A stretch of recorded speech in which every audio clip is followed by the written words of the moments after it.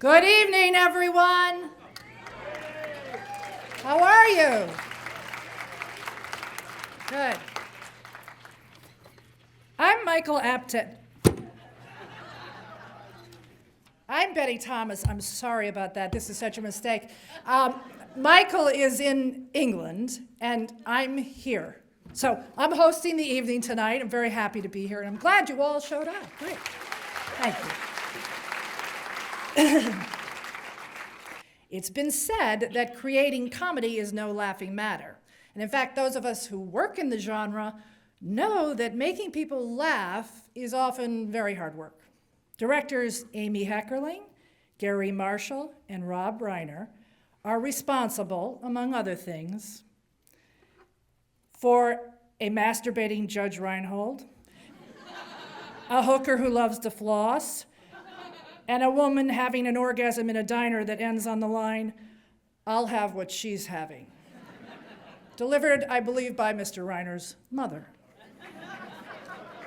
So let's get started, let's go. Please welcome these game changers, I think all from New York, to the stage. Shawn Levy, Amy Heckerling, Garry Marshall, Rob Reiner. Thank you, guys.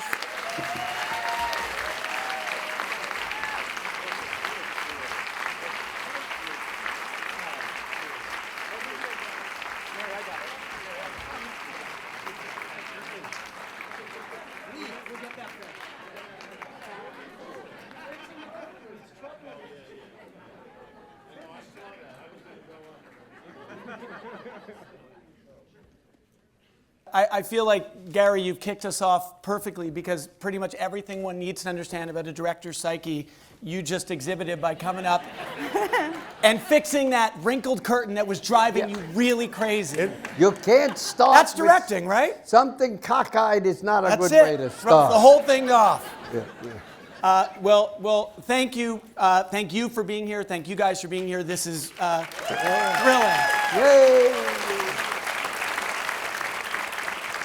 It's profoundly humbling to be up here with you guys and asking some questions because what I think we all know, those of us who are here, we know that it's one thing, it's a pretty remarkable thing to make maybe a movie somewhere in your career that kind of can make a mark and plant a flag in cinema history. And all three of these guys up here with me have done that more than once. But they've done something even more remarkable, which is I feel like there's already banter going on. I can't even get ahead of steam You going, said Rob. these three guys up here. Excuse me. I'm okay with that. I like and then that. she said that there's not a guy. This is true. And nice hair. Isn't her hair is. good? It's great. Yes. Yay! Good hair. I cut it myself. Looks good. But the truth is that these three filmmakers have done something even more than that. They're not only in the lexicon of film comedy, they're in our culture. They've made movies that have actually endured in the culture that we live in, and that's a remarkable achievement, and so it's thrilling to be here with you. And we're going to spend tonight talking about the job, talking about directing comedy and the thought and the process that goes into it, the instinct that goes into it, and soon enough we'll look at some clips, both of your own work and some work that has maybe changed the game for you along the way. But before we get into the movies, I wondered if I might throw this out. Ground rule, by the way. Ground rule in the same way that I think most of us know when we're directing comedy, you want to keep a fluid, loose set. Same thing goes here. So I may be asking a question to one of you, but feel free to, talk on top of me and each other, and we'll just kind of let it flow. Overlapping. Overlapping, I like good. that. I like overlapping. We're in a 4-shot, so it's Moves okay. it We don't have to along. get the scissors in. It's okay. We can overlap. But I wondered if... Should I talk now? Yeah, now. Now. But I'll ask a question first. Oh, you should ask a question. But Somebody. a question to whoever wants to answer first, which is I was wondering whether there is something in real life, something, an incident, a memory, a moment, an influence, other than filmmaking and other filmmakers that maybe foreshadowed the careers that you've ended up having in film comedy. Anything come to mind? Well, for me, I mean, people ask me this question all the time because, my father, Carl Reiner, and I grew up in a household with, Mel Brooks was around and Sid Caesar and Neil Simon and Norman Lear, a lot of funny people, and people said, well, what kind of a life was that, you know? And I said, well, I didn't think it was anything odd until I went over to my friend Stephen Rabin's house, and it wasn't funny there. Yeah. So that's when I knew something was off. So that was a little different in my house. But the first memory I had was I was 4 years old, and my sister was 2, Annie was 2 at the time, and we had a house in Fire Island, and my father told us the night before, there's going to be a man. He wanted to let us know that there was a guy that was going to be sleeping in this little window seat area so that when we got up in the morning and we saw them, we wouldn't get scared. He said, there's going to be a man there, and we just want to let you know that that man's going to be there. And saying, so now this is what happens at 5:30 in the morning. There's me and my sister, 4 and 2, and looking at this guy sitting on the ledge, on the window seat, and I'm going, is that the man? Is that the man? She says, I think that's the man. I said, yeah, that's the man. That's the man, all right. And as we were talking about the man, this guy opens his eyes and looks at us and sees these 2 little kids going, are you the man? Are you the man? Is that the man? Are you the man? And that was Mel Brooks. That's the first time I ever saw Mel Brooks. Fantastic. So, yeah. So I knew. All right, that's a good that answer. Was, okay, good I answer. love it. We're off Can to I a leave great now? start. Yeah, we're all good. Good. Gary, you're in? I didn't come from such a funny household. Oh, yes. Famous Marjorie people. Ward But was funny. He knew my mother. We were once related. It's a long story. We'll talk in the lobby. But Talk in the lobby. my family was funny. I remember 2 incidents. One was when I was 8. Burping was very amusing to us then. And I would read and things. And I remember once at the dinner table, I let out a loud burp. And my father looked at me, and I said a line which I had heard in a movie. I looked at my father, I went, burp, and my father looked at me, I said, what did you expect, chimes? And lifted away. And he took a magazine and he hit me over the head. And I realized comedy, you could get hit over the head if you make a mistake, but it also made my sisters and mother laugh hysterically. Yep. And I heard that laughed, and I was weighing a hit on the head. Everybody laughed. Wow, this is confusing. I'm going to have to make up. Yep.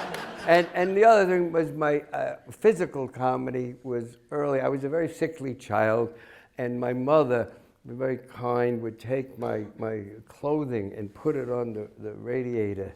We all had radiators in the Bronx apartment. And so when I got up in the morning, it would be warm when I put it on. But my sister Penny was a little younger, had her own way, and she would take my clothing and bring it and put it in the refrigerator and then bring it back and put it back on the radiator. And I would get up and I'd go the whole thing. And I said, she would laugh hysterically. I said, that's funny. She said, yes, because it's funny when you go, ah. Yep. I said, there's no joke or nothing. No, just you going, ah, it's funny. Yeah. That was my verbal good. and Sure. physical comedy. Sure. From a funny, and my mother had the best sense of humor, and she said, to be worthwhile, you should entertain and make people laugh. So that could stick with you. Well, you've made her proud. Yes, she was very proud.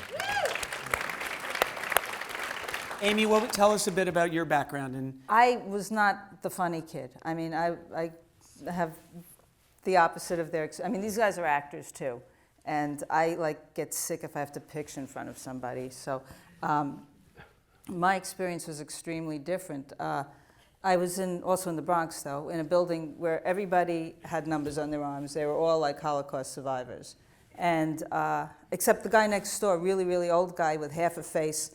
That was from mustard gas in World War I. Nice. So it was not. That's funny.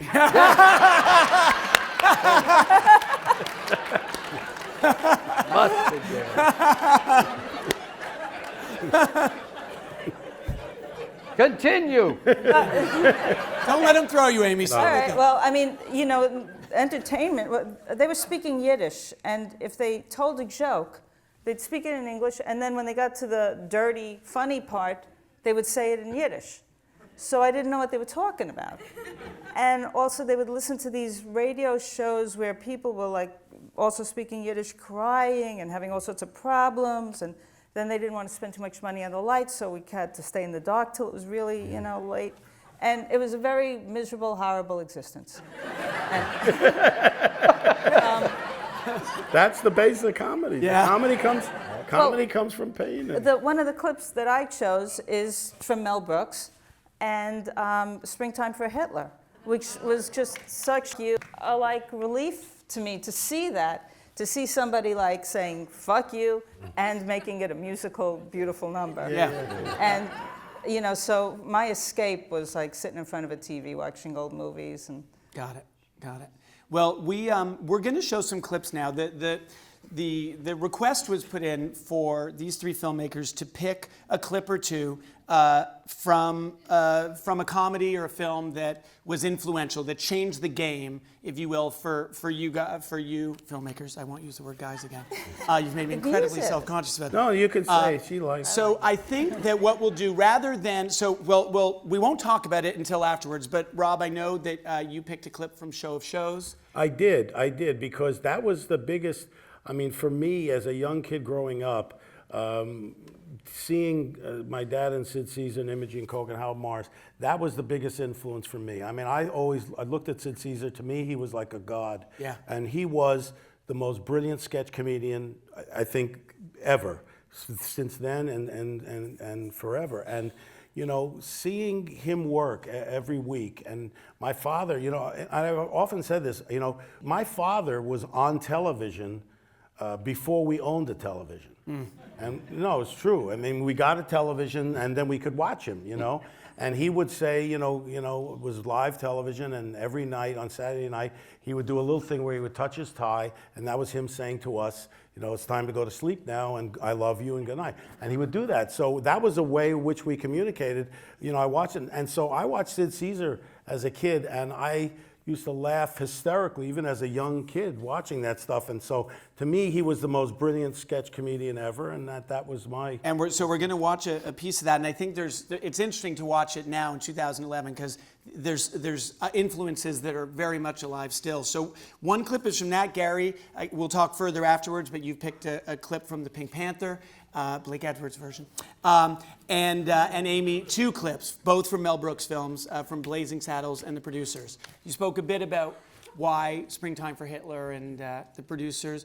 Do you want to talk a bit more about that, or also why that clip from Blazing Saddles? Okay, well, I was having this discussion with my boyfriend, he thinks all farts are funny.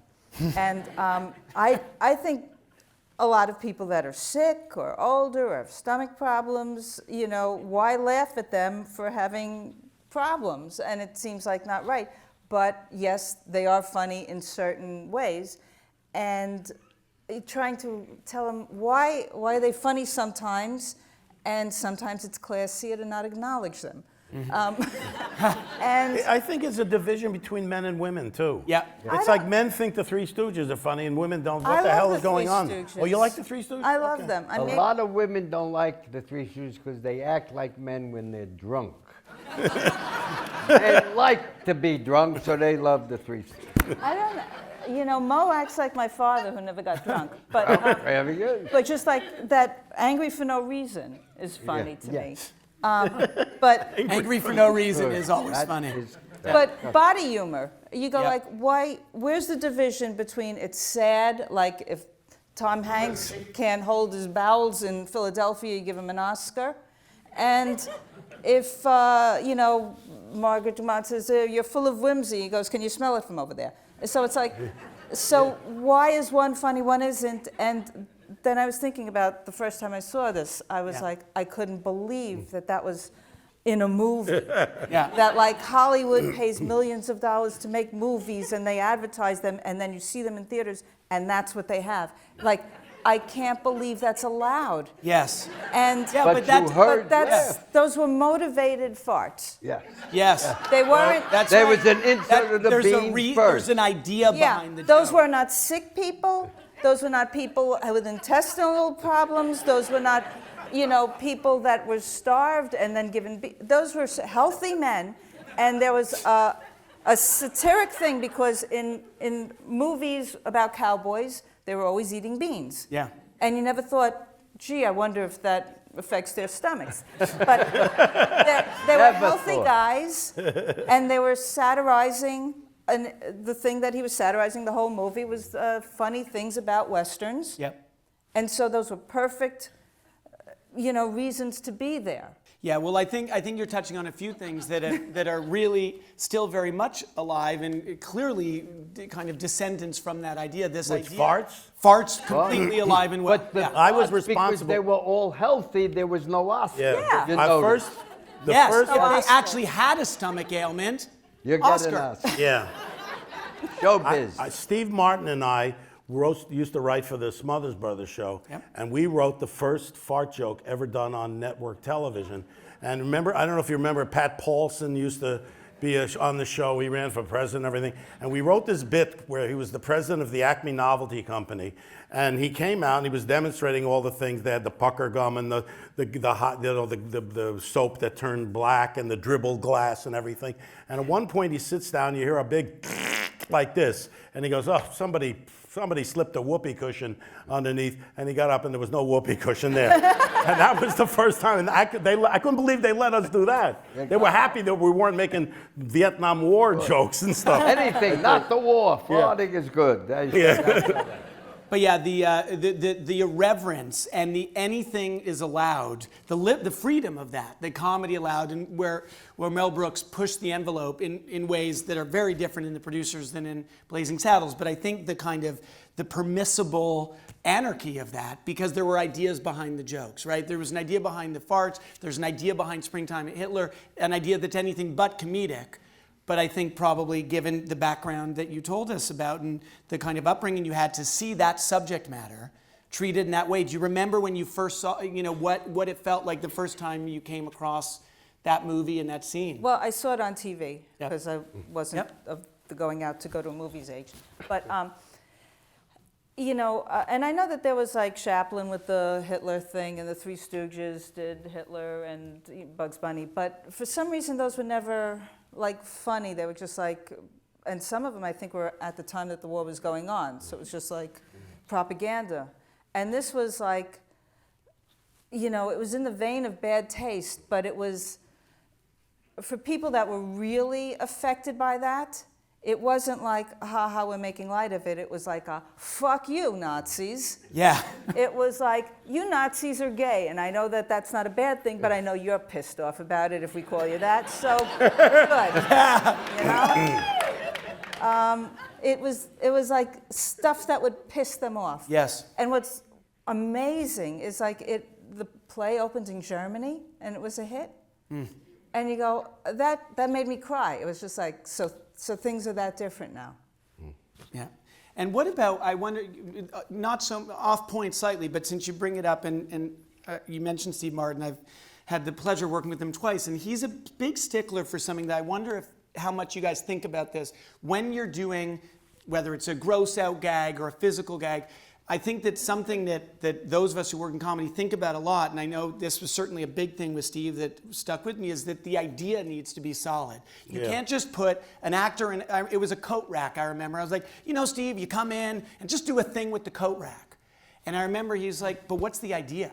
I don't, like me in a prop, if there's no idea there, I don't understand where the joke is. Yeah. But his father taught me a lot about comedy. I once wrote on the Van Dyke, Dick comes in and puts on his cummerbund funny. Called me in the office. You wrote this? I said, yeah. He said, the gate guard at Paramount could write this. You've got to say how he puts the cummerbund on funny. Makes it funny. Yeah. That's what makes it funny. Yeah, I mean, you're right about the gross out stuff. I mean, because I wrestled like crazy when, there's a scene in Stand By Me where it's a story that Gordy tells the kids and about this guy who makes everybody vomit by throwing up, and everybody throws. I mean, there's like this vomitorium where people are throwing up. And I said, boy, I don't know if I can do this. I mean, if I do, is this going to, if it doesn't get laughs, it's just people vomiting all over the place. Then But, it's a little but then it got a good laughs. And I think, again, it's in a context The context was that this was a kid that was put upon, he was made fun of, and this was a way of his getting revenge, and so it worked in the context of the thing.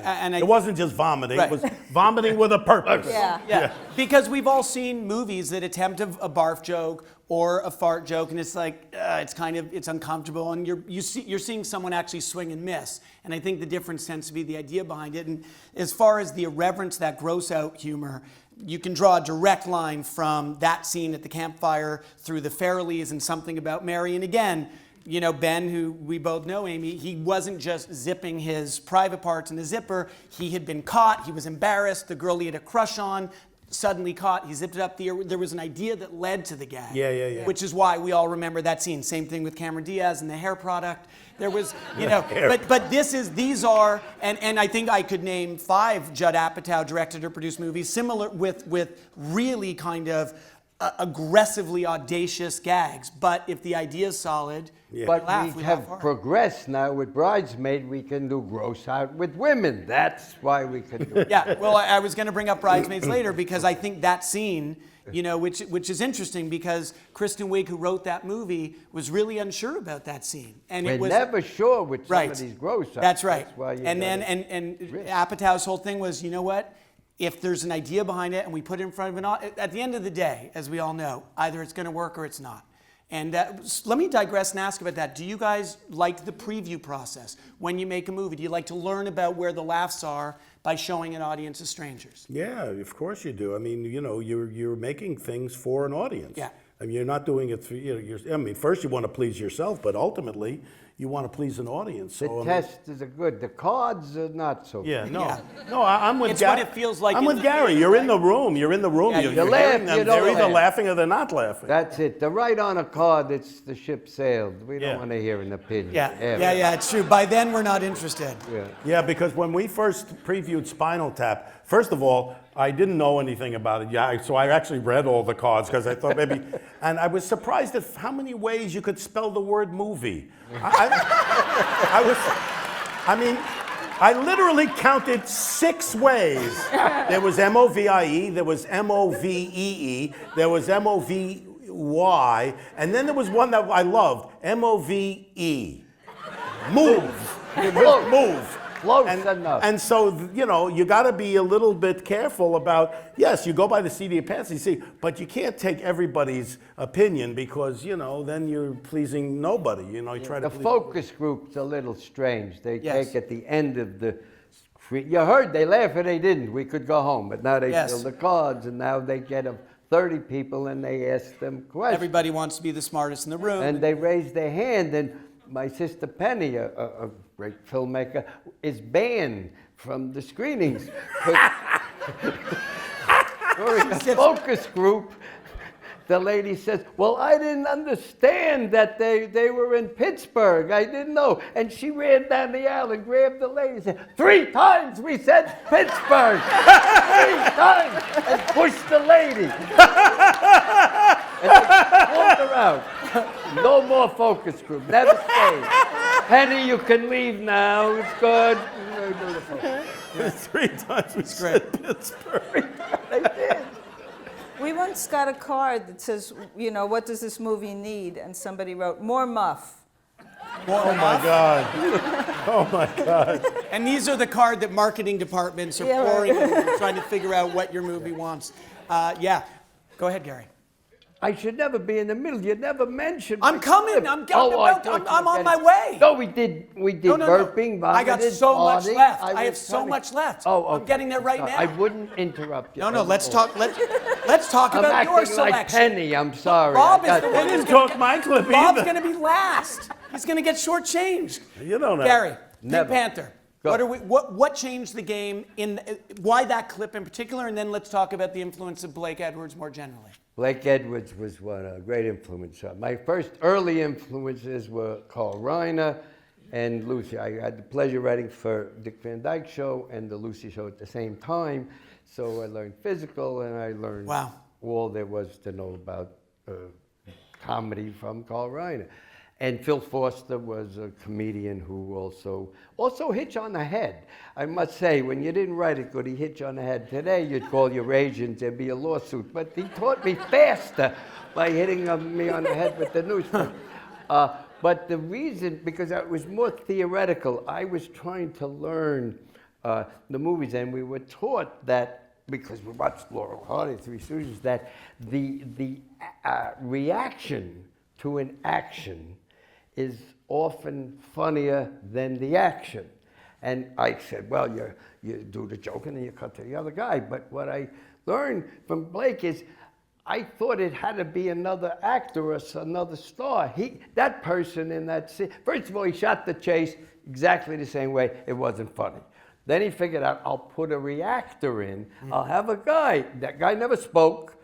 You didn't know who he was. I'll have him stop and go, and that'll be it. And so it was the first time I learned that the reactor to the action doesn't have to be a star. It doesn't even have to be in the picture. Could be just somebody who comes out there. There was Jacques Tati, a French director, Sure. did a similar thing. Yep. He used to do, without lines, he would do things. He'd just have people he'd show the beach, a beautiful beach, and he'd see an old couple. They'd be walking, you didn't know who they were. You walked down the beach, and the man would pick up a rock, and he'd hand it to his wife, a shell, and then he'd turn his back, and his wife would throw it away. Like that. He kept doing it, he'd throw it away. You didn't know who they were, but as they got, there was the beach and the thing. So it was very enlightening that in movies you could bring in a day player. Yes. And get a laugh with the reaction. Yeah, well, that's all over your work, and I think something Hector Elizondo has done amazingly in several of your movies. He's there as the punctuation mark for the joke, right? He's there with that great reactive face of his. He has a face that reacts. And that's where the joke lands, on the react. Frankly, though she has a line, the famous "I'll have what she's having" moment, we're laughing, we're with Meg Ryan, she's having the orgasm in the deli, but there's the payoff, is that surprising reaction. And nobody said that's Rob's mother. That's right. Yeah. It's just it was there. Just a lady. That's a right, lady. just A Jewish lady. Hysterical. Yeah, I actually think you could argue that kind of punctuation works best if we don't know who that reaction is coming Very from. often. Because they don't bring any baggage of who that But is. that was enlightening. Yeah, got it. I also think it's funny because the Tati scene you allude to and this scene, the repetition is very much, both in this scene, the idea of repetition is in everyone, certainly all of your work, is it's something, because it becomes a rhythm joke, right? In that sequence there with Blake, first of all, it's a lot of wide shots, and I'm wondering, let's actually start there. How much do you think about your frame size when you're shooting? Other than dialogue, is it something you think about consciously? Should I shoot it head to toe? How much do you think about frame size? I don't think about it ahead of time, but when I'm there and actually the scene is unfolding, you do think, is that gonna play better if I see the whole thing or I just see it? You always think of that stuff. Does it come to you when you're watching a rehearsal? Yes. Yeah. I think that word comes up, well, we'll shoot it this way, we'll punch in, we'll get it, but should we back up and try? Maybe we can do it subtly. Yeah. You got to test subtly. So you bring it and you see how it went, and if it works, it's really great too. Yeah, it's why we tend to get options, because we don't know whether it's going to land in that wide shot. I have to quote a quote of your dad's, Rob, that I think, just as we talk about how these decisions are made, I don't know that we need to discuss it, but it's somewhat on point. Carl Reiner said, you have to imagine yourself as not somebody very special, but somebody very ordinary. If you imagine yourself as somebody really normal, and if it makes you laugh, it's going to make everybody laugh. If you think of yourself as something very special, you'll end up a pedant or a bore. If you start thinking about what's funny, you won't be funny, actually. It's like walking. How do you walk? If you start thinking about it, you trip. And I think... Why didn't he tell me that? That could have saved me a lot of time. Oh, he's right. He's completely right, because it's absolutely largely instinctive, isn't it? Yeah, it's largely trusting that what makes you laugh is going to work for an audience of strangers. It is. Well, a lot of times I used to do stupid things, and I would be mad at myself. Why did you do that? And berate myself. And then I realized if I wrote it down and used it, it came out funny. So the ability, like we talked earlier, pain plus time equals humor. I know a lot of people said it. I heard Lenny Bruce say it. He said it and passed out, but he got it out. and I always remember that. So when you do, you know, I was in a hotel and I got out of the shower and I started to blow my hair and it wasn't working, and I realized I was holding the telephone. You know, now it was all alone. Nobody saw me, but what a stupid. I put it down. I said, no, I wrote it down. So whatever you do, silly or dopey, sometimes works if you remember it. Sure. You don't hide it. Oh, I was embarrassed. Yeah. Well, and finally, let's talk a bit, unless anyone else wants to talk more about Pink Panther, I want to talk about your show of shows. You've spoken to, obviously, the influence of your dad and just growing up in that culture. But I think also we should talk a bit about the game-changing influence of television on film comedy, not only in your own life, and obviously you picked a clip from that, but Garry, your own background in television as really, obviously, where you kind of learned your craft. And I'm wondering, what are the lessons that you learn in that format that serve you well? Or Well, it's live. That's live television. So there's no laugh track. There's no chance to try it out in front of an audience and see if it's going to work. It either works or it doesn't work, and you fly by the seat of your pants. And so you have to trust your instincts.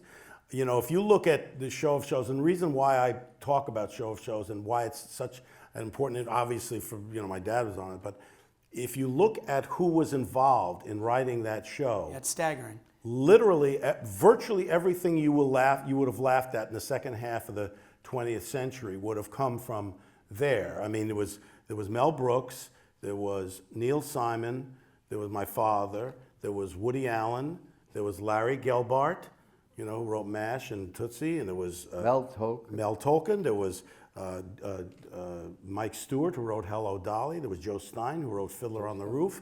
These were the writers. That was Aaron Rubin, who created Andy Griffith's show, and Gomer Pyle. It's literally, when you think about the breadth of, you know, what they touched. And to me, this was very sophisticated comedy. Television in the 50s was a very sophisticated medium. I mean, you had, you know, Sidney Lumet working in television. You had John Frankenheimer. A lot of these, because you had to have money to own a television. It wasn't for the masses yet. Yeah. It was basically an extension of Broadway and theater. And there were revues. There were, you know, Playhouse 90s, Lux Video Theater, Studio One. Very, very hard-hitting and very esoteric kind of stuff. So you had to work close to the bone, and they did. And that's what impressed me so much. I mean, you look at Break Your Brains, you didn't watch the whole thing, but I want to tell you that in that sketch, it was 25 minutes long, a 25-minute long sketch. The television shows, those half-hour game shows, were a half hour. That was it. They did the entire show with the commercials and everything else, to the point where when the show aired, I mean, when that night aired, it was live, you know, aired, they actually asked my father. There was a show called The $64,000 Question, and then there was a show called, there was 21, they all, you know, got bugged, and then there was $64,000 Challenge, and that was a new show that they were going to do, and they actually asked my father, they offered him 3 times the amount of money he was making on Show of Shows to be the host of the $64,000, because he had done it, because they did it so perfectly. They said, I saw him do it. So perfectly, you know, I mean, it's funny, but it's real. And he said, well, I don't do that. I make fun of that stuff. I don't do it. So he didn't do it, but I mean, you know. Yeah, but he did it so well that the thing that they satirizing. Yeah, exactly. And that's why, you know, when we did Spinal Tap, you know, I love rock and roll, but I can also see what's funny about it. So you know, you work very close to the bone. And I got to tell you, when, you know, those first previews, first of all, the DP, this guy Peter Smolka, was a great guy. The whole time we're shooting it, he says, "What's funny here? This isn't funny. Wow. There's nothing funny here." Wow. Because he had shot a lot of rock and roll documentaries. And he kept saying, what is this? It's exactly what goes on. I said, no, it's a little bit. It's that 1 degree, it's right? It's that 1 degree off. And so when we previewed it in Dallas, of all places, the people came out and they couldn't understand what the hell it was. And they said, well, why would you make a movie about a band that nobody ever heard of.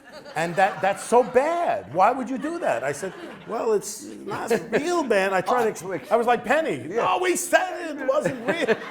No, but they didn't listen to it. And it taught me a lesson about working with audiences. And Albert Brooks, who's a very close friend of mine, did a piece on the Tonight Show where he played a mime. And all he did was talk. The whole time. He goes, he was in a black leotard and white face, and he goes, you see, I'm pulling the rope, but there's no rope here. There's no rope. See, I'm walking against the wind. And he actually did it. Now you're all laughing, but the first time he did it, there was nobody laughed. Nobody laughed. It was like they thought he was like a bad mime, you know? Don't shut up. He won't shut up. Yeah. So now, and my father was hosting it. So now he's called back on the Carson. Nobody laughed. Called back on the Carson show a few weeks later, and I said, Albert, we were rooming together at the time. I said, Albert, what bit are you going to do tonight? He says, I'm going to do the mime piece. I said, what, are you crazy? No, you can get one laugh. He said, yeah, but it's funny. That's right. I said, yeah, but nobody laughed at it. He says, yeah, but it's funny. And I said, all right, Albert, you do. And he went on, he did the exact same piece. This time Carson was hosting. My father was hosting the first time. This time Carson was hosting. He had never seen it. And he watches it, and again, nobody's laughing. And Carson all of a sudden starts getting hysterical, starts screaming. He's laughing. I saw like I was there, and he almost fell off the chair. And now the audience figured, oh, wait a minute, it's a fake mime. And then everybody went. Everybody went. It taught me a lesson about satire and how you can do it. You know, It's also it's tricky. It's also a lesson in persistence. If you know something is a good joke, Yeah. you just wait till the audience comes. That's Steve right. Martin Yeah. would do, you know, we were in the 60s, we're doing political humor and social satire, and there's the Vietnam War is going on, the race riots are going on, and he's doing nose on microphone and balloon animals and an arrow through the head, and nobody's laughing at him, but he waited till the audience caught up to him. That's right. That's But right. you learn that, I think, as television, you learn A, to finish. You rarely hear about a television director didn't finish the movie they shut down in Kansas. You don't hear that about guys from television. You make your But day. Television, you had to finish, you had to adjust. And you did those kind of, I had a partner, Jerry Belson, may he rest in peace, and we would write stuff, and I would say, yeah, Jerry, 4 people are going to get that joke. And he'd say, more than enough. We could do it on television. We did a lot. We always had one joke, 4 people, but it was more than enough. But you do adjust, and there's no and getting crazy. On Happy Days, we're doing a courtroom scene, and Fonzie's on jury duty, and the thing, and we're doing, and they say, guess what? Come a man. There's always a man with the money. He says, there's no, we can't put up a jury room. Well, but the whole thing, yeah, but there's no money. Can't afford the set? Can't afford the set. That's it. And he's So- on jury duty. It's the premise of the episode. That was the episode. Fonzie on jury duty. It was good in TV Guide. So you don't, you say, so I wrote a $15,000 line. I wrote, the judge says, all right, jury, go in the jury room. And a guy comes out holding a day plan, can of paint, whispers to the judge. The judge says, the jury room is being painted. You'll stay here. Nobody wrote a letter. The episode went on, but it happened, every third week. Yes. You had these problems, but you said, well, I'll solve it. Yeah. So you solved it, and that's what you do. That's why we finish movies. The best- Not always they're great movies, but we finish. That's the most. The best solving of a problem I ever, again, it was live television, and why you learn from having to do, they did a takeoff of The Defenders, which was a television a show before it was a series. It was a 1 hour, show that Reginald Rose did for I think Studio One or something, and they did a takeoff of it. And my father played the prosecuting attorney, and Sid Caesar was the was the defense attorney. Howard Morris was on trial for murder, and my father and Sid Caesar were father and son, but they were opposing each other. That was the whole premise of it. So now they go halfway through it, and they bring Howard Morris to the witness stand, and he gives this impassioned speech about how he never ate Chinese food in the rain. He never had his teeth fixed in the summer. He had a bad time. Please give me a break, right? So now Sid Caesar has a thing where he's supposed to say, okay, how do you find to the jury? And the jury's supposed to say he's guilty. At which point, Pat Carroll, the mother of Howie Morris, runs out of the audience and said, wait a minute, Mr. Barley, put me on the stand. I've got new evidence that... Okay, so they send it to the jury. He says, how do you find? And he says, I find him not guilty. Sketch is over. Halfway through live television, the sketch is over. Sid Caesar, his own lawyer, says, he is guilty, Your Honor. He is guilty. And then she goes, wait a minute, Mr. Barley, I have evidence. Put me on the stand. He says, Your Honor, we have another surprise. And they put him on the stand, and you have to finish. You have to find a way. The shot of Caesar, when Yes. he said, a great close-up, he went, Wow. I'm sorry, too many stories. Let's now, what I want to do now is we're going to watch some of your own work. And I think that rather than set it up and give anything away, why don't we roll this clip reel and then we'll talk some more. We're going to roll them all. We're going to roll them all. I'm going to sit here and look here. That's right. That's my part. Okay. How do they all Just got to cut my part. Let's start with Spinal Tap because it's the most recent. It is such a game changer in so many ways. Let's start with one of the first things that's obvious. Tell me about kind of improvisation. Is that movie as improvised as it feels? It's all improvised. The whole movie was improvised. The only thing we had was we had a literally 4 or 5 page story outline of the scenes, but we never wrote it. It was everybody improvised. The whole thing was improvised.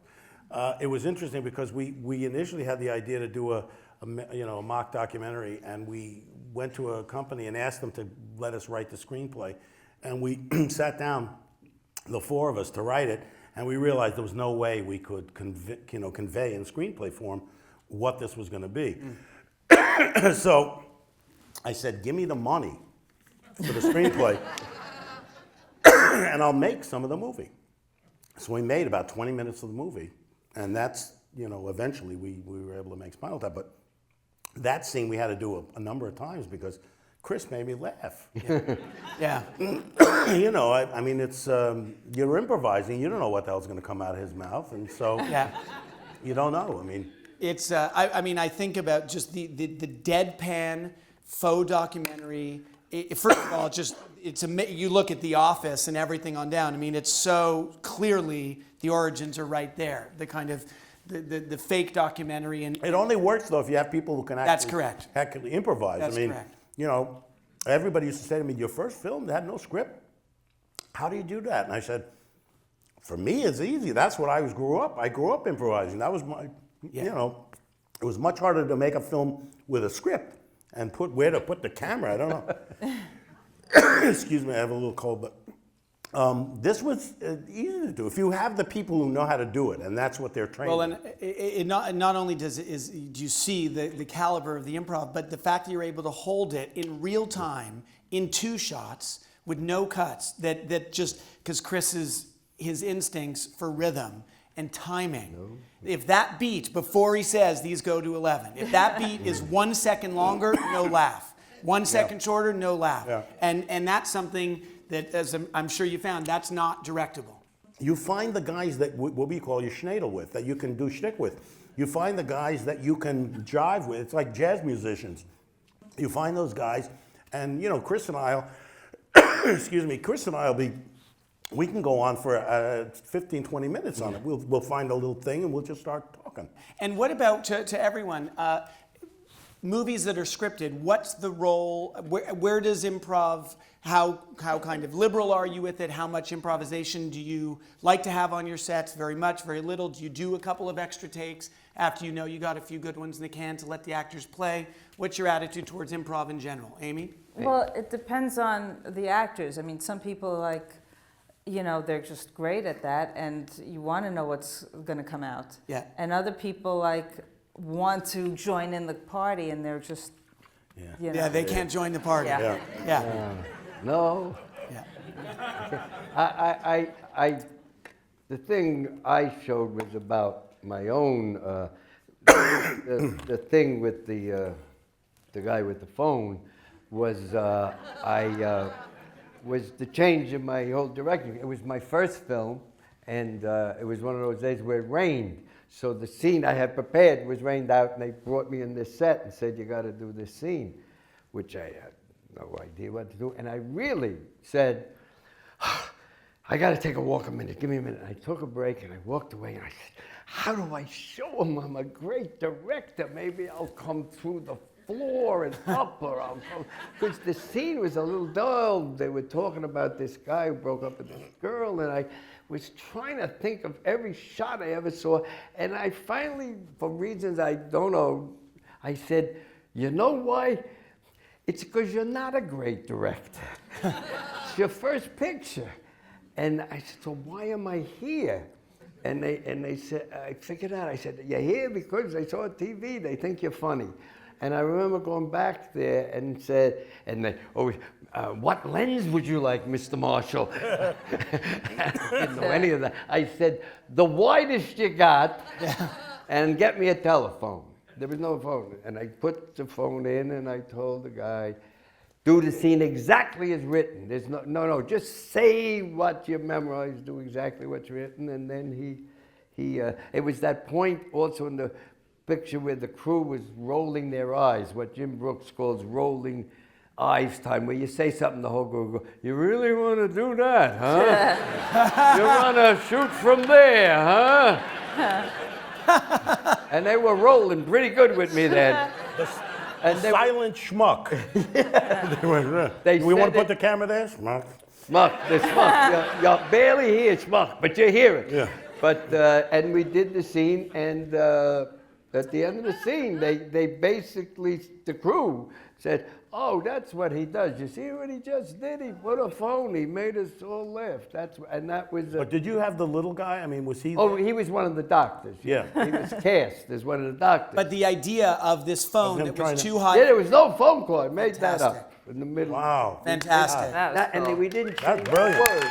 But it just goes, you can't be what you're not. Yes, you know, that's- you gotta those say, are- what yeah. got me to the dance? Yeah. And remember that, because that's what works. That's really good. That's The absolutely true. Pretty Woman is my thing. Part of directing is sucking up, and to the actors, because they have their own trouble. And that Pretty Woman, just because Julia was single at the time, who knows, she was great, but she was tired. You know, I went to Palm Springs last night.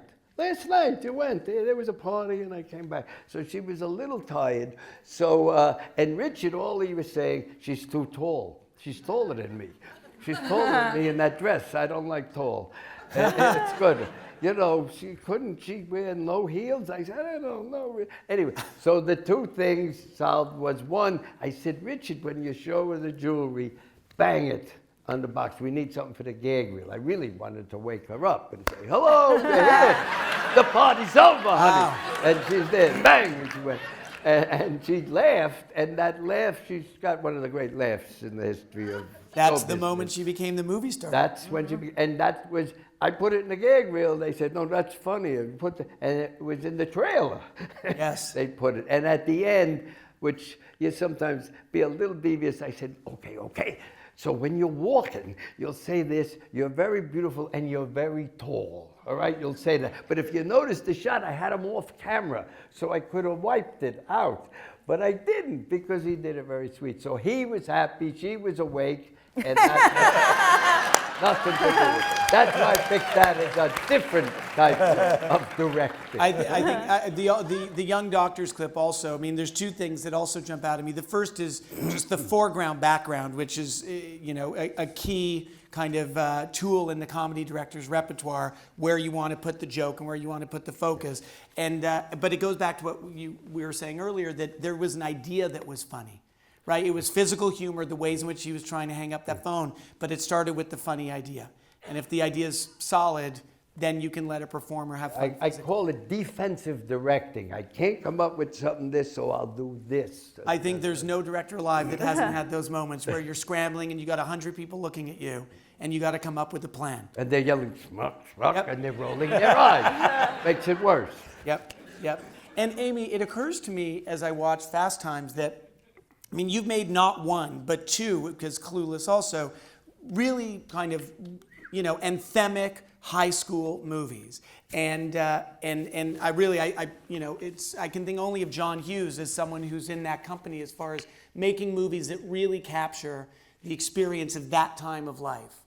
And I think, you do it beautifully. Tell me about, I know this was, correct me if I'm wrong, an article that Cameron Crowe had written. Yeah, Cameron wrote a book, and then Universal developed it. And they took one aspect of the book, which I didn't know why that was in the movie, which was like, there were these guys called the Surf Nazis, and they were mad at Ridgemont, and there was a whole sort of like battle between them, and then Spicoli did something, and the Surf Nazis were after him. And I thought, why is there a gang movie in this? This is like, you're never going to do West Side Story, so forget it. It's... What interested me was the little things, the guy that orders a pizza in school, which wasn't a Spicoli thing. That was something that was in the book, and the studio didn't care about that. I don't know if they all read the book or not. Not all. Likely not. But there were so many little minute, mundane details about kids that were what made it richer. And those things were not in the movie. The movie was like hot tub sex and gangs and, studio stuff. And so I said, well, I don't know from that. I can't do a gang movie and all that stuff. I want to do something that deals with the realities, the little truths. And so I pulled out all this other stuff from the book and said, this is what's got to get back in there. And that was actually something a kid did that wasn't Spicoli. And I was like, it's too good. Spicoli's a funny character, and Sean Penn's amazing. This has got to go. Yeah. Give him the good shit. Let's find all the good shit from the book and give it to him. That's smart. Give it to him. Yeah. Iconic moment. He's amazing. You want him batting cleanup for you. Oh, yeah. So you give him the good Yeah. stuff. You always want the good Go stuff. with the money, guys. Yeah, go with the Right. money. And the cast of Fast Times, there's so many actors who's, I believe, if it wasn't their first job, it was their second job. So many of them have gone on to major careers. What was the casting process? It's so hard. It's like, like Cusack and sometimes you stick your foot in the river and they're there, and sometimes it's not there. It's like casting young people, finding young people.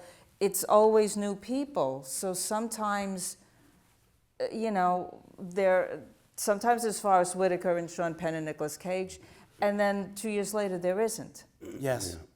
So it really you were in is. the right moment to make Yeah, that's in the hands of the gods a little bit. Yeah. There's a lot of good kids now, though. Yeah. I find that because of Nickelodeon and because of Disney Channel and all that, there's a lot of young people that are, wanting to get in and getting in at early ages, and there's a lot of really talented kids. And I think part of But I coming think up when you good. did that picture, there wasn't The pool you had to was not find a that couple big. of good ones. It was hard to find the good ones. Yeah, and then something horrible happened where if you would, like let's say you're doing a TV show, they wouldn't let you see any of the young people that they thought were going to be good because they were holding them back for movies, and sometimes they'd be holding them back for a certain kind of movie. If they thought some young person was good, they would just wait and then till it passed. There are a lot of people like years later, they go, oh, would you see Rainbow? And I go, I asked to see her years ago, and now she's 5 years older, and no. But the agents are like, they would try to be very precious with them. And then the moment passed. Yeah. And when you cast, a question for all three of you, do you rely on sides and auditions, or do you prefer meetings? What is the process? How do you like to cast your movies in general? Well, for me, I mean, you start with people that you think you might want for a part. You know, you got those. There are those people you've worked with before, or people you envision for parts, and you go after those people. And then, you know, for parts that you don't, you know, this cast you have. We all have casting directors. They bring people in. I like to read them, you know, and see them. But you know, I know Clint Eastwood, he just looks at their work and then decides he doesn't even have to meet with them. Yeah. I also know some directors working in comedy who insist on reading and then doing some improvisation to make sure that they're filling out a cast with people who can riff on the day. Is that at all something that you look for up front? Passion is still the name of the business. So every once in a while somebody gets passionate. I'm passionate about somebody, they can really do it. But a lot of times the casting is direct. I remember there's a comedian named Larry Miller. I was doing Pretty Woman, and they kept bringing this guy back to play a lawyer. And he read not so funny, not much funny. It was nice. And then they said, I said, very nice. And then they said, we just see him again. But, you know, almost, Yeah. you know, passion.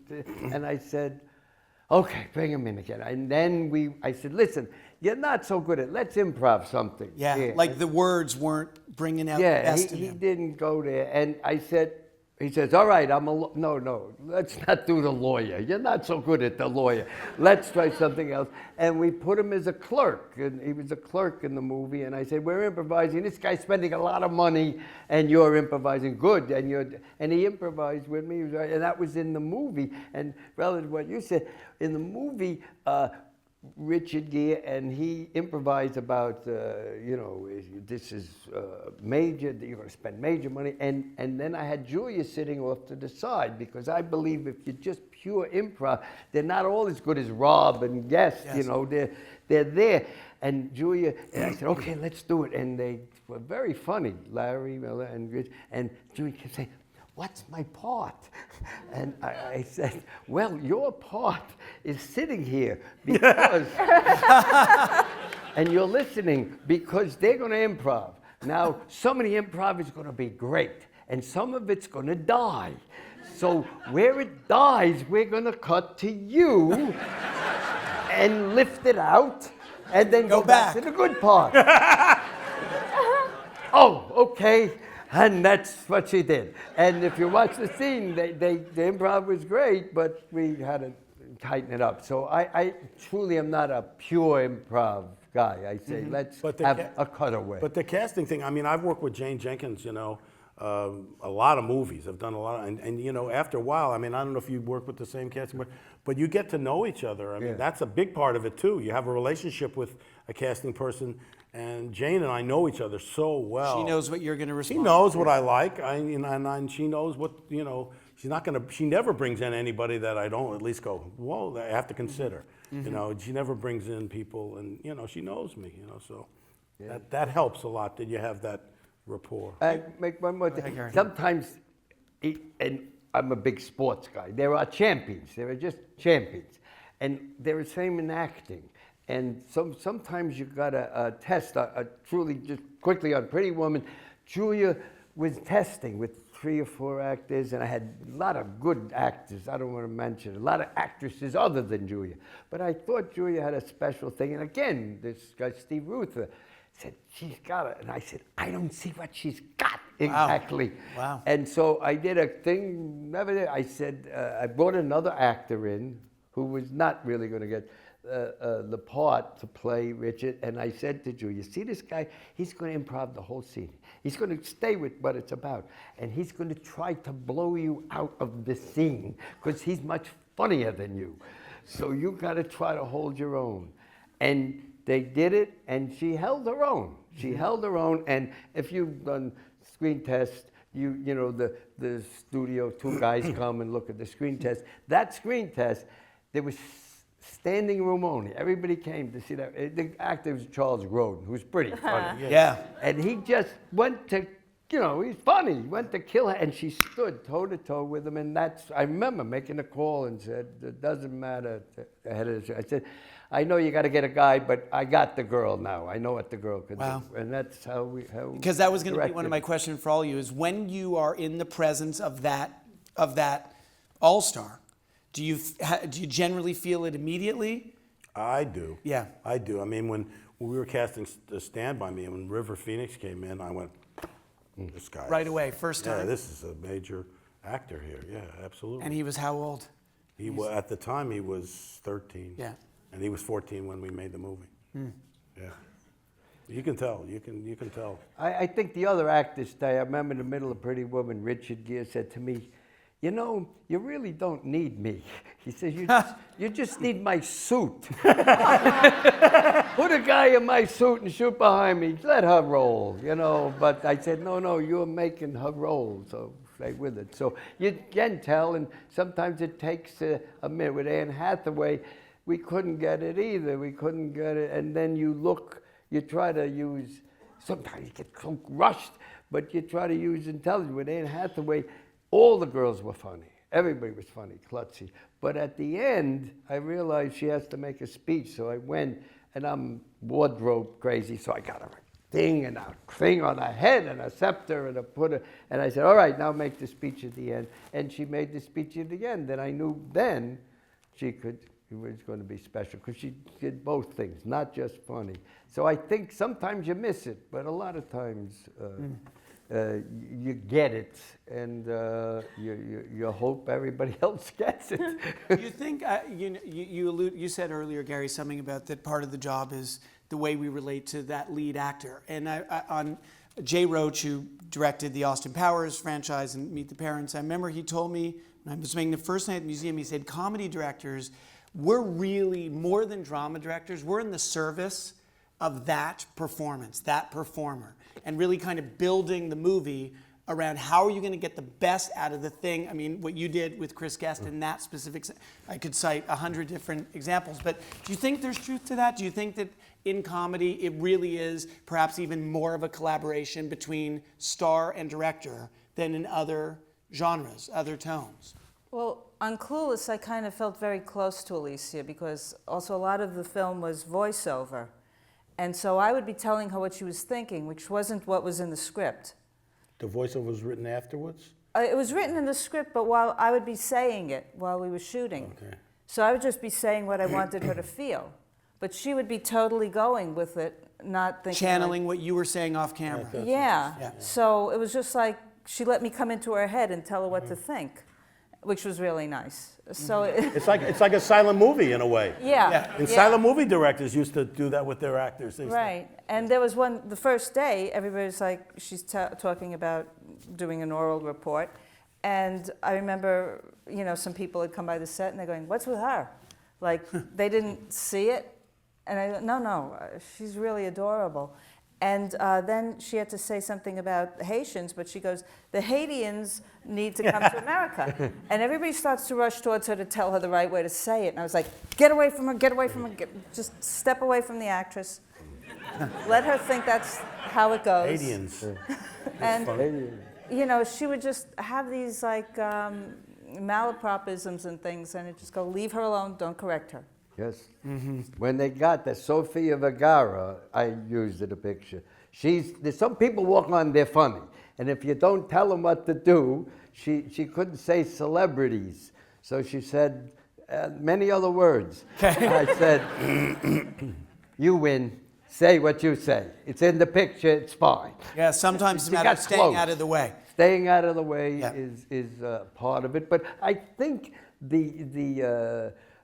a lot of times I work with the actor and try to get them to feel they came up with the idea. Yes. Which is part of it. Big part of the job. And you do. But I remember with Jackie Gleason, I was doing this scene, and I said, "Well, you just lost your job, and remember those pens you had? You got those, and you're on this boat here. What would you do with them?" He says, "I'd throw them overboard." I said, "What a good idea! Let's do that. Throw them overboard." Then I walked away. He said, "Gary, come here." I said, "What?" He said, "What good idea am I going to get tomorrow?" Even if they know it's the way. It still makes it feel right. Yeah. Let them get the credit. You don't need the credit. How much do you use rehearsal? Do you believe rehearsal either before you shoot or on the day, or do you want to get it while it's fresh and early? I like to have a lot of rehearsal, but you don't always get the opportunity. I mean, I've been lucky in some films where I've had enough money where you can spend a couple of weeks on A Few Good Men. I had a lot of time. It's because it was a play once, and we had 2 weeks of rehearsals. And on Misery and American President, we have had lots of rehearsals. But more on the dramas? Yes, but recently, I mean, I make character movies, and studios are not interested in those things. They want, big blowing up and the special effects and all that. So you don't get a lot of money, and they don't build in a lot of time for rehearsal, which I wish I could have. This last picture I did, we didn't have any rehearsal time. We just, we did a reading, and then we just went in and did it. But if you cast it right, and you got professional actors who know what they're doing. I mean, I was lucky. I worked with Morgan Freeman, and he knows what he's doing. I mean, the guy really does know.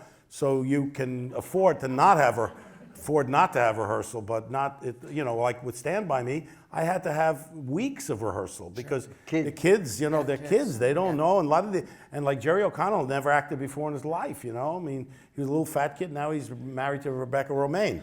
I mean, he's handsome. Doing well. But then he was a little fat guy, and we basically we did for 2 weeks. We didn't even touch the script. We just did acting classes, like theater games and improv and just that kind of thing. And then we worked on the script for 2 weeks. So by the time we were ready to shoot, they were 4 best friends. They were really a team. And it comes through. But I was lucky. I had enough to do it. But It's a little luck. They lie. They say, here, you got a whole rehearsal day. But then comes a publicity person. And a wardrobe. Makeup got to test. go up. Yeah. We got to try the wig on. So you don't get much of a... Amy, what about with your movies? Because you had a lot of kind of newbies in certainly in Fast Times. Did you rehearse at all? Well, when I did Fast Times, I thought, what is rehearsal? I don't know what what are you supposed to do? So I said, well, why don't we just go to the high school and we'll sort of do like class where you talk about an object or fuck around being at the lunch room and just go through high school. Just do we'll have some classes and you'll be in your characters and we'll go to lunch and we'll hang around the high school. And so they were all okay with that. And Shawn said, but I'm not going to bring in an object in the class and talk about it. I want to fuck around. So I said, okay. So he decided he was going to have some Chinese food and just try to pull up Phoebe Cates' skirt. And That's a good choice. Chinese food, Phoebe Cates' skirt. And you can't argue with that. Yeah. I mean, everybody... They're both good. Yeah. But it was, it was all perfect for his character. And, sometimes they would say, we like him so much while we're shooting. Put him in this location. And then we would sit and go what are we going to do here? I mean, just because we're at a location doesn't mean Spicoli would be there or he would have something funny to do there. And we sort of went through all the ramifications of what could, me and Shawn and Cameron. And then we go, we don't want to put him here. That would be stupid. It's and even Shawn, who is an actor, was very rare. He goes, I'd rather there be less of me. I want them to want me more. So that was cool. Yeah. I think sometimes it helps if, like I was saying, if they know each other. When I used Julia Roberts in Valentine's Day, we were trying to get a guy, and I said, I saw your play on Broadway. There was a guy in it. You did 83 performances with this man. He's okay? She said, yeah, with Bradley Cooper. I love Bradley, so we got him. On the other hand, I worked with Al Pacino and Michelle Pfeiffer. I said, oh, good, they did Scarface. They know each other. So I bring him in. I said, so, Michelle, it'll be good. You know Al? She said, I never met him. What are you talking? Actually, I said, I saw you. There was a shot. He had cocaine. You were there. You looked great. Well, we didn't meet. What? I said, he didn't say hello. Well, he said hello, but she said it was not, he was in his zone, and it was not good to chit-chat. And so I don't know the man at all. Well, what a good combo we're going to have. And, then I asked Al, Michelle, I didn't quite meet her on the last picture, but then they got along. So it's always a surprise, and you do your best. Mm-hmm. Something that clip of Pretty Woman brought back for me, and it's everywhere in all of your work, is the relationship between comedy and heart, right? You guys, you've made movies that obviously have made us laugh immensely, but they are unabashed in their warm-heartedness, which I think, by the way, is sometimes a unique quality, especially increasingly so. And I'm wondering, do you think, is that something you think about when you've made your films, as far as balancing the kind of more dramatic or poignant scenes with, okay, well, I got to make them laugh again? Just the rhythm of that balance. Yeah, you do think about that, and you want to, and it's an instinctive thing, you know? I mean, it's, you go along a certain way, and you want to create an emotional thing, but then you also want to cut it a little bit with some humor so it doesn't go too far this way. But I like those kind of things. Yeah. I mean, I remember I was in summer stock. I was 17 years old, and one of the first plays, I was an apprentice, you know, and they put on 1,000 Clowns, you know, that was the show. And I thought, wow, this is really cool. They have the very serious kind of emotional, dramatic stuff and very funny in the same thing. And I thought, you know, you can do that. Yeah. But you gotta know how to mix them. You gotta walk the line. So just funny. Somebody said, yeah, it's funny, but they don't talk about it in the lobby. If it's just funny, you gotta have some warmth or something emotional. And There was a bunch of films that were like mean-spirited for a while. That like things were going sort of like towards kind of like it's funny to be nasty. Yes. And that was kind of like a phase when I was like, you know, trying to get into show business, and it was like, how am I going to fit in here? I'm like such a wimp. And there was a lot of like people doing nasty stuff to each other in movies, especially Yeah, young that was people. a And I big- was like, I don't. mean-spirited. And revenge Yeah. comedies and mean-spirited Yeah, comedies. and I just don't get it. I mean, it's, you know, I'd rather have somebody laugh a lot less and like the people and feel like Yes. this is a nice world than, well, ha ha ha ha ha, what a pack of assholes. And I think I'm going to make that T-shirt. Ha ha ha ha! What a pack of assholes. But I do think that it's an interesting moment now because on the one hand, this summer in particular, you know, we live in the era where the R-rated comedy, the very aggressively raunchy comedy, it can do very, very well. But I think that if you look, you know, even in the ones that are pushing the envelope, whether it's Hangover or any of Judd Apatow's movie, that there is. It can go really audacious, but it's still kind of warm-hearted towards its character. Characters are nice to each other. Yes, and they need each other. Yeah. And they appreciate each other. But in Hangover, they have a new trick now. They do kind of different than the Three Stooges. They're doing the Three Stooges. Yeah. Yep. But Absolutely. they give them a value. They make one a dentist. Oh, not a schmuck, he's a dentist. He's still hitting them on the head like Mo, but he's a dentist. And they give him a job, so it elevates. But it's interesting. You're absolutely right to see that you can really draw the timeline It's true. straight through.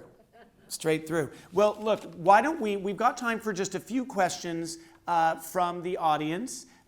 So if you want to raise your hand, maybe we can take a couple of questions for any of our estimable guests, and then we'll wrap it up. Yes, ma'am. I was going to say, this has been wonderful, and I want to point out you're a fabulous moderator. Oh, thank you. Yes, Yes. let's hear it. Shawn Levy on moderator. I knew I was right to invite my mother. And a snappy dresser. Thank you very much. I don't know you. I've never Yes, sir. met you before. You know, Woody Allen does a lot of, 30% of his film is redone after he finishes. Do you find that you have to redo things? So, yeah, the question has to do with either reshoots or additional photography, which we all hear about a lot. We've all done it a lot. Woody Allen is essentially a writer, and he views, because I acted in one of Woody Allen's movies, he views as the making of the movie as a draft of his work. So he writes it, and then he films it, and then he looks at that draft, and then he does it again. Now, up until, you know, he's always made movies at a price, and he's allowed himself. And I remember when we shot, I was in this Bullets Over Broadway, and we finished it, and the costume person, I said, see you at the reshoot. Everybody knew that there was going to be reshoots because that's the way he works. Most of us don't, I mean, if we're lucky, if something didn't work, we ask, please let us go and reshoot it. But you don't usually have the luxury to go and reshoot. But we've all done. I've done it. I mean, I'm doing it now. I finished New Year's Eve, and we're going back to New York if the hurricane comes down, and we're going to shoot some more. Because you learned about the movie from previews? No, because we have crazy guys who want to shoot more. Okay. No. There's some things we wanted to fix, and I love to reshoot. But there's some stuff, it was under budget. Oh, we got money. Let's shoot this better. Yes. And there's a whole wave. I don't know if you're with the studios. I do a lot of studio. It's that let's do due diligence till we're crazy. And they keep going back. So a lot of the stuff I'm going to shoot is good, but some, I must confess, is not that interesting. But Some you wouldn't shoot if it were only... Pardon me? Some of it you wouldn't bother going and grabbing if it was just you. No, and then they do all this dramatic. We need this. Well, we can't get that actor. He's in Toronto. We don't need it. Exactly. Exactly. So there's an adjustment of who's available That's with correct. the shooting and whose hair didn't change totally. Yes. And the thing is, but it is just one story. My sister in League of Their Own, right? She made this picture, a terrific picture, and she felt that the big moment in the picture was when the girls' baseball team was in the Hall of Fame. Cooperstown, that was a big finish. And then they tested, and a lot of the people said, what does that mean, Cooperstown? What is that what does that mean? And so you went back and finally, again, came down the aisle, and what would you like to know about the film? And she talked to the people, and they really, because thing you should write, nothing is stronger than blood. That's what I learned from Michael Eisner. So what the audience wanted to see was whether the two sisters are going to hug, and Penny didn't want them to hug, but they wanted to know how it turned out. So they reshot the ending with the two sisters. They didn't hug really, they made up a little bit. Yeah, but it's with the worst hair you ever saw. They changed their, every reshoot you see of mine, the girl comes out of the shower with a towel around her head. That's it. You can always tell my reshoot. Now we'll know. Always tell my reshoot. This is good the towel inside is scoop. We're there. getting great inside That's scoop it. tonight. But, and it worked tremendously. That reshoot just really made Yeah, the sometimes picture go you sky have to high. let the audience tell you what Yeah. it wants. Once I had a guy walk over and we did a reshoot, open the door and he loses his hair, walks back and the hair is back. It was only a few months. It was just... Propecia. Maybe we'll take one or two more questions. Yes, on the aisle back there? You talked about how influenced you were when you first started your career. What influences you now to take the project that you do? The question is, what influences you three now? We got a sense of what influenced you in your formative stage. What influences you now? Well, I relate to mostly senior citizens, so I play senior softball. It's a great game. You'll come see us play. We won the championship. I had to get that in. I pitched. Yes, we did. We do. Senior softball. If you hit a double, you can take a nap. It's all the stuff. There's no trophy. They just give you Lipitor. I do all the stuff. No, but I think that it is. I have to relate to young people, so I get a lot of young people. I have people when I test. I bring in 15-year-olds. We have special screenings for because I don't know it all, and I talk to the actors. Ashton Kutcher I'm working with, so I say it's New Year's Eve, and I don't know what Dean Martin said amateur night, New Year's Eve. He says, Dean Martin? I said, forget it. What's good? So he did. He says, well, they want a regular person on New Year's Eve. Suddenly they're a regular person. Suddenly New Year's Eve, they go all Kanye on you. And I said, you mean the guy Kanye? Yeah, he says. I said, they'll understand that? He says, everybody but you will understand that. But that's in the movie. Now we'll see it in the movie. I think I'm much influenced with what is going on with the young people to keep up. Smart. Anything come to mind? Well, for me, I always try to just figure out. I mean, I don't know how to make films other than what I think what I experience in my life and what I'm going through. I mean, I don't know how else to do it, is to find a character in the film that I can tell the story through that character, because I've either felt things that character's felt, or I've gone through something that character's gone through. I mean, when I made Bucket List, it was because I got into my 60s, and as you get older, and everybody I mean, you think more and more about your mortality. You start thinking about, how long am I going to be here? Have I lived a meaningful life? Did I enjoy my life? Did I think? Those thoughts go into your head. So that's why when that came on, I said, oh yeah, I can express myself through that film, and so I usually look for something that I've either experienced or going through or thought about, and I find the character, the way into the character through that character, and that's what I look for. And this latest one is also similar in that it's about a guy who's in a wheelchair and he's given up on life, and he has to find a way to enjoy life again, and so it's things that hopefully we all experience, because I want the audience to say, yeah, I've felt those things too, you know? Sure. Can you talk about when things aren't working, what are some personal tools or techniques that you go to in the moment to try to make it work and find those answers? Well, sometimes you'll get out there, and you don't, for me, luckily I pretty much know what I want, but there are days when you just, the brain isn't working right. What I do in those situations is I just throw something up there, anything. Just put something up there, and then you can react to it. Then you can say, oh, no, wait. But now, if you don't do anything, if you just be inactive, then you don't have anything to bounce off. So just put something out there, and maybe it'll be right. And if it's not right, you'll be able to react to it and figure out what is right. That's what I usually do. That's good advice. That's very good advice. Because I think in those moments, the worst thing possible is to have a leaderless set. The indecision and... and it's a terrible thing. You cannot have that. The actors are like kids. And if they see daddy is confused or he doesn't know, then, they run amok. Then they run amok. So so even if you don't know, you say, here's what we're going to put the camera, yes, over there. Studios get hot for certain comedy trends, and right now it's like the whole R-rated, raunchy female comedy. For burgeoning directors, do you guys think they should chase these trends, or they should stick to their guns and make whatever comedy they want? I'm just curious, because By particularly you, burgeoning Amy, director, do you mean that you're you're being given a chance to do something? Like somebody's saying, you here's walk money, into a go do it? studio office and you say, I got this comedy about vampires. And they say, whoa, we're not buying that right now. We're buying zombies. raunchy female comedies. Do you go and bend, and are you flexible and say, okay, give me 2 weeks, I'll come back with one? Or are you more of like, no, I want to make the comedy I want to make? And do you write? Who, me? Yeah. We're getting personal. I mean, is this something Look, that... you asked for the mic, brother. Like, now are you you're in saying, it. Like, You're in it.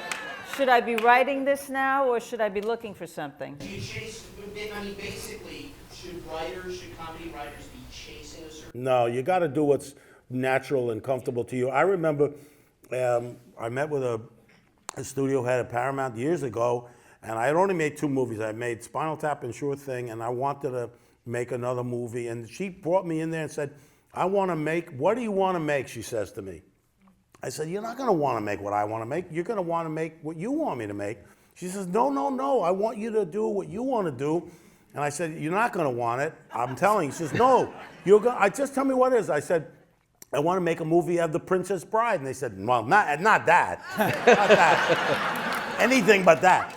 So if you believe in it and it's something you think you're passionate about, stay with it, because, you can only do what you can't figure out what somebody else is going to. And it's what Garry said with the story about the telephone. He was all stressed out over what cool angle is he going to do, how's he going to do his cool shot, and then he did what came naturally to him. He came up with a funny idea, hung that phone, and he got his thing. But there's something else.